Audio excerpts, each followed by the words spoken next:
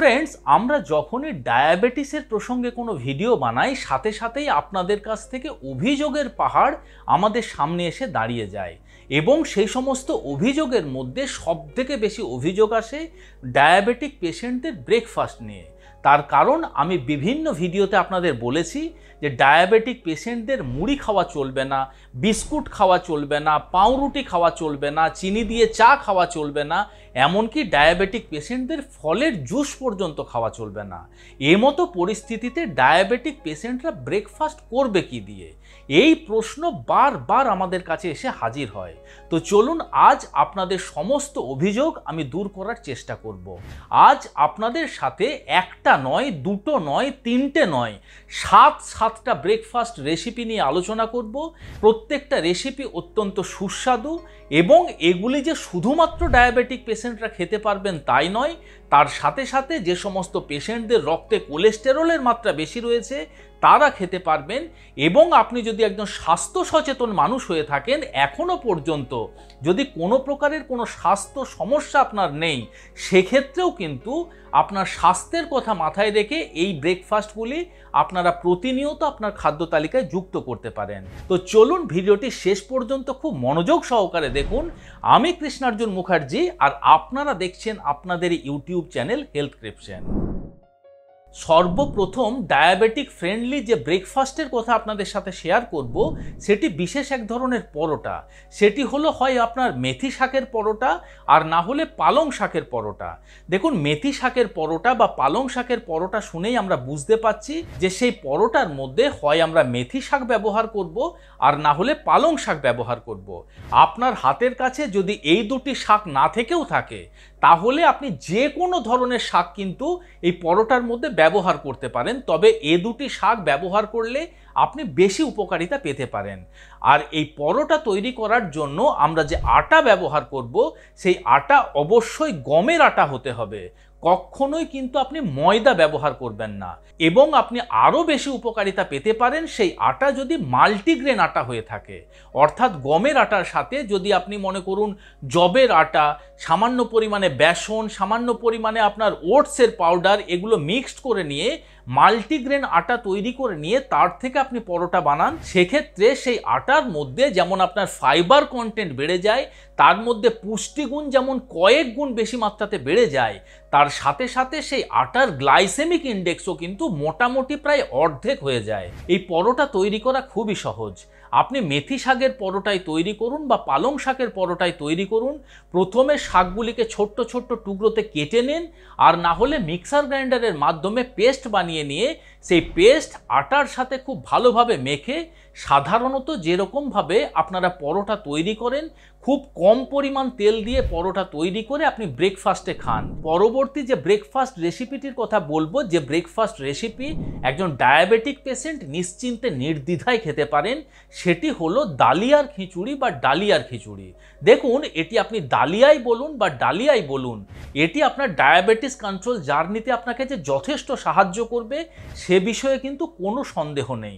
আপনারা যারা ডালিয়া সম্পর্কে ওয়াকিবহল নন তাদের আমি বলে দিই, ডালিয়া হলো গমের ছোট্ট ছোট্ট ভাঙা টুকরো।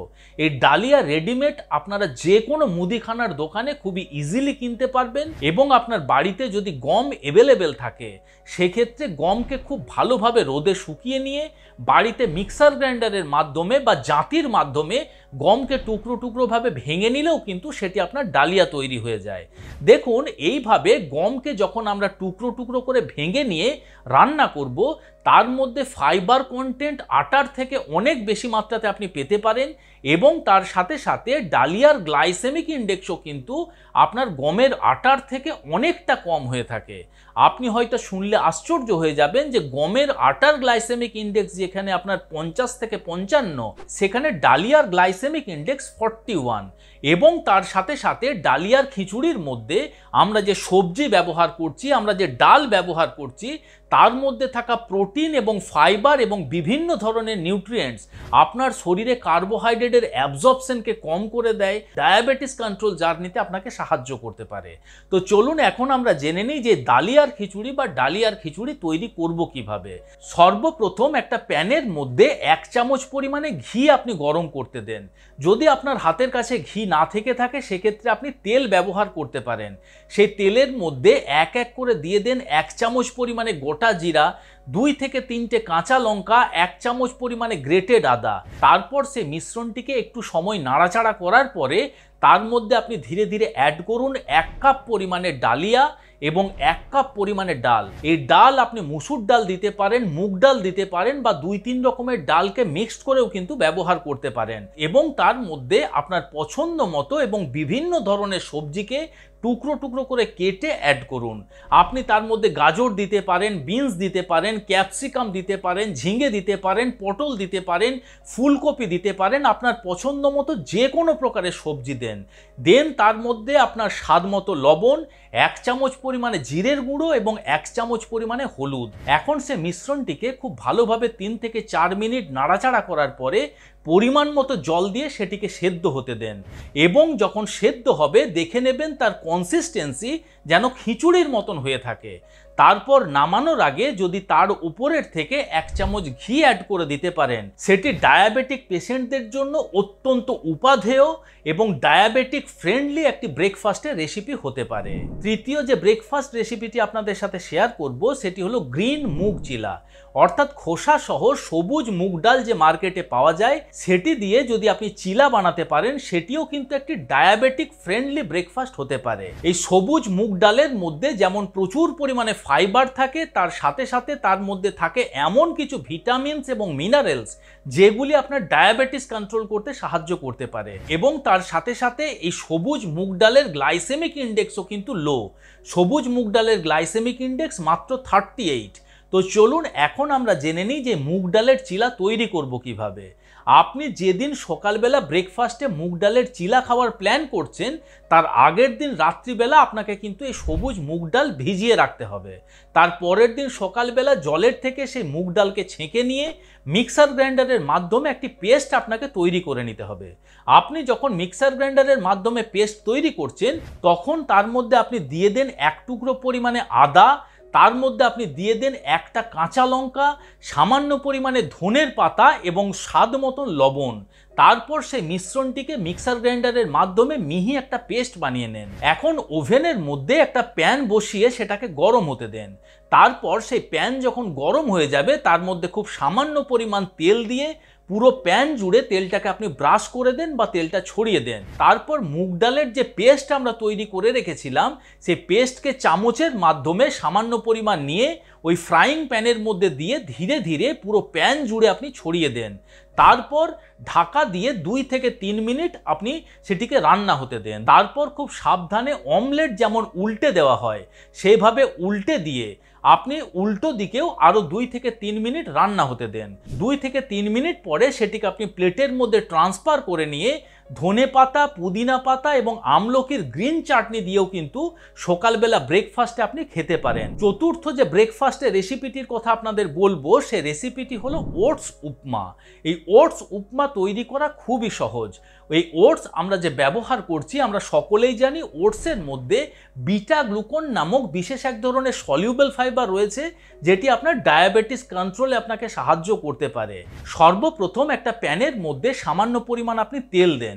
তারপর সেই তেলের মধ্যে আপনি দিয়ে দেন সামান্য পরিমাণে গোটা জিরা, 1 চামচ পরিমাণে গ্রেটেড আদা, একটা পেঁয়াজকে ছোট্ট ছোট্ট টুকরোতে কেটে দিয়ে দেন এবং তার মধ্যে দিয়ে দেন আপনার পছন্দ মতো বিভিন্ন প্রকারের সবজিকে টুকরো টুকরো করে কেটে এবং তার মধ্যে আপনি দিয়ে দেন 1 কাপ পরিমাণে ওটস।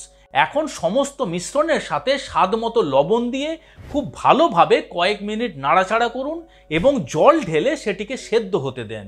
যখন দেখবেন যে সমস্ত সবজি এবং ওটস খুব ভালোভাবে সেদ্ধ হয়ে গেছে তখন ঢাকা খুলে যদি জল অবশিষ্ট থাকে সেই জলটিকে শুকিয়ে যেতে দেন। সেই জলটি যখন শুকিয়ে যাবে তখন গ্যাসের ফ্লেমকে বন্ধ করে উপরের থেকে 1 চামচ পরিমাণে গাওয়া ঘি ছড়িয়ে নিয়ে সকালবেলার ব্রেকফাস্টে অবশ্যই একবার ট্রাই করে দেখতে পারেন। পরবর্তী যে রেসিপিটির কথা বলবো, যে রেসিপি একজন ডায়াবেটিক পেশেন্ট নিশ্চিন্তে নির্দ্বিধায় খেতে পারেন এবং যে ব্রেকফাস্টটি তার ডায়াবেটিস কন্ট্রোল জার্নিতে তাকে সাহায্য করবে, তার শরীরে ইনসুলিন রেজিস্ট্যান্সের মতন সমস্যার সমাধান করবে, সেই ব্রেকফাস্টটি হলো সয়া চাঙ্ক প্যানকেক। এই সয়া চাঙ্ক প্যানকেক তৈরি করা খুবই সহজ। সয়া চাঙ্ক বা সয়া বড়ি, যেগুলি আমরা মার্কেটে সয়াবিন বলে কিনে থাকি, সেই সয়া চাঙ্ক বা সয়া বড়ি নিয়ে শুকনো অবস্থাতে সর্বপ্রথম আপনারা মিক্সার গ্রাইন্ডারের মাধ্যমে একটা মিহি পাউডার বানিয়ে নেন। দেখুন এর মধ্যে যে আমরা সয়া চাঙ্ক ব্যবহার করছি, এই সয়া চাঙ্কের মধ্যে প্রচুর পরিমাণে প্রোটিন থাকে। 50 গ্রাম সয়া চাঙ্ক যদি আপনি এর মধ্যে ব্যবহার করেন, তার মধ্যে থেকে প্রায় 25 গ্রাম আপনি প্রোটিন পেতে পারেন। এবং এই সয়া চাঙ্কের গ্লাইসেমিক ইন্ডেক্স মাত্র 15, যেটি আপনার ডায়াবেটিস কন্ট্রোল জার্নিতে আপনাকে সাহায্য করবে এবং যেটি খাওয়ার পরে আপনার রক্তে সুগার বাড়ার কিন্তু ঝুঁকি থাকবে না। আমরা এর মধ্যে ব্যবহার করব 1 কাপ পরিমাণে গমের আটা। একইভাবে যদি গমের আটার পরিবর্তে আপনারা মাল্টিগ্রেন আটা ব্যবহার করেন, সেক্ষেত্রে উপকারিতা আরও বেশি মাত্রাতে পেতে পারেন। এখন একটা পাত্রের মধ্যে ধীরে ধীরে 1 কাপ পরিমাণে আটা, হাফ কাপ পরিমাণে সয়া চাঙ্কের গুঁড়ি আপনি নিয়ে নেন।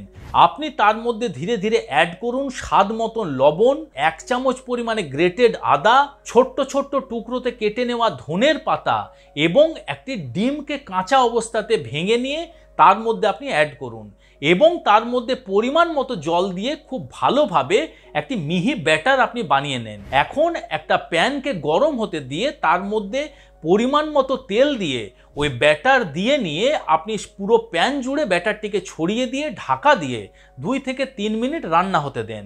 2 থেকে 3 মিনিট পরে আমরা যেরকমভাবে মুগ ডালের চিলা তৈরি করেছিলাম, বা বলা ভালো অমলেট তৈরি করার জন্য যেভাবে পাল্টে নিয়ে উল্টো দিকটা আমরা ভেজে নিই, ঠিক একইভাবে প্যানকেকও উল্টে নিয়ে উল্টো সাইডটা খুব ভালোভাবে রান্না করে নেব 2 থেকে 3 মিনিট। তারপর সেটি প্লেটের মধ্যে শিফট করে নিয়ে সেটি আমরা গ্রিন চাটনির সাথে বা নারকেল বাদামের চাটনির সাথে সকালবেলা ব্রেকফাস্ট রেসিপিতে অবশ্যই ট্রাই করে দেখতে পারি। পরবর্তী যে রেসিপিটির কথা বলবো সেটি হলো বেসন চিলা। দেখুন বেসনের মধ্যেও প্রচুর পরিমাণে প্রোটিন থাকে। 100 গ্রাম বেসনের মধ্যে থেকে আপনি প্রায় 22 গ্রামের মতন প্রোটিন পেতে পারেন এবং তার সাথে সাথে বেসনের গ্লাইসেমিক ইন্ডেক্সও মোটামুটি 28 থেকে 30। 1 কাপ পরিমাণে বেসন একটা পাত্রের মধ্যে আপনি নিয়ে নেন, তার মধ্যে আপনি দিয়ে দেন 1 চামচ পরিমাণে গ্রেটেড আদা, একটা ছোট সাইজের পেঁয়াজকে টুকরো টুকরো করে কেটে দিয়ে দেন সামান্য পরিমাণে কাঁচা লঙ্কা টুকরো টুকরো করে কেটে। আপনি তার মধ্যে ধনে পাতা কুচি কুচি করে কেটে অ্যাড করতে পারেন এবং অবশ্যই তার মধ্যে অ্যাড করুন আপনার পছন্দ মতো এবং প্রচুর পরিমাণে ছোট্ট ছোট্ট টুকরোতে কেটে নেওয়া সবজি। এখন সমস্ত মিশ্রণটিকে খুব ভালোভাবে মিশিয়ে নিয়ে তার মধ্যে স্বাদ মতো লবণ দিয়ে আপনি ততটা পরিমাণ জল দিয়ে ব্যাটার তৈরি করুন, যে পরিমাণ জল দিয়ে ব্যাটার তৈরি করলে সেই ব্যাটার খুব ভালোভাবে আপনার ফ্রাইং প্যানের মধ্যে ছড়িয়ে রান্না করতে পারেন। তারপর সেটি প্লেটের মধ্যে শিফট করে নিয়ে একইভাবে ধনেপাতার চাটনি বা নারকেল বাদামের চাটনি দিয়ে সকালবেলা ব্রেকফাস্টে অবশ্যই একবার ট্রাই করে দেখতে পারেন। And last but not the least, 7 নম্বরে আমরা যে ব্রেকফাস্টের রেসিপি আপনাদের সাথে শেয়ার করব সেটি হলো ওটসের খিচুড়ি। ওটসের খিচুড়ি তৈরি করা খুবই সহজ। একটা কড়াইয়ের মধ্যে বা প্যানের মধ্যে সামান্য পরিমাণ তেল দিয়ে তার মধ্যে 1 চামচ পরিমাণে আপনার গোটা জিরা, একটা ছোট সাইজের পেঁয়াজ, 1 চামচ গ্রেটেড আদা এবং 1 থেকে 2টা কাঁচা লঙ্কা দেন এবং তার মধ্যে দিয়ে দেন আপনার পছন্দ মতো বিভিন্ন ধরনের সবজি এবং 1 কাপ পরিমাণে ওটস এবং 1 কাপ পরিমাণে ডাল। এখন তার মধ্যে আপনি দিয়ে দেন 1 চামচ পরিমাণে জিরার গুঁড়ো এবং 1 চামচ পরিমাণে হলুদের গুঁড়ো এবং স্বাদ মতো লবণ। এখন সমস্ত মিশ্রণটিকে 3 থেকে 4 মিনিট খুব ভালোভাবে নাড়াচাড়া করে বেশি করে জল দিয়ে আপনি ঢাকা দিয়ে সেদ্ধ হতে দেন। যখন দেখবেন যে সমস্ত সবজি, ওটস বা ডাল খুব ভালোভাবে সেদ্ধ হয়ে গেছে, তখন ওপরের থেকে 1 চামচ পরিমাণে ঘি ছড়িয়ে দিয়ে সকালবেলা ব্রেকফাস্টে গরম গরম সার্ভ করুন। এটিও অত্যন্ত সুস্বাদু এবং অত্যন্ত উপকারী একটি ব্রেকফাস্টের রেসিপি, যে ব্রেকফাস্ট ডায়াবেটিক পেশেন্টরা নিশ্চিন্তে নির্দ্বিধায় খেতে পারেন। আশা করি আজকের এই ভিডিওটি আপনাদের ভালো লেগেছে, ইনফরমেটিভ লেগেছে। যদি ভালো লেগে থাকে বন্ধুরা, তাহলে অবশ্যই ভিডিওটিকে লাইক করবেন। এখনো পর্যন্ত যদি আমাদের হেলথক্রিপশন ইউটিউব চ্যানেল আপনারা সাবস্ক্রাইব না করে থাকেন, তাহলে অবশ্যই চ্যানেলটিকে সাবস্ক্রাইব করে পাশে থাকার অনুরোধ রইল। খুব শীঘ্রই দেখা হচ্ছে এরকম ধরনেরই আরও একটি ইনফরমেটিভ এবং ইন্টারেস্টিং ভিডিওর সাথে। ততক্ষণ নিজেদের খেয়াল রাখবেন। আপনাদের সুস্থতা এবং দীর্ঘায়ু কামনা করছি। ধন্যবাদ।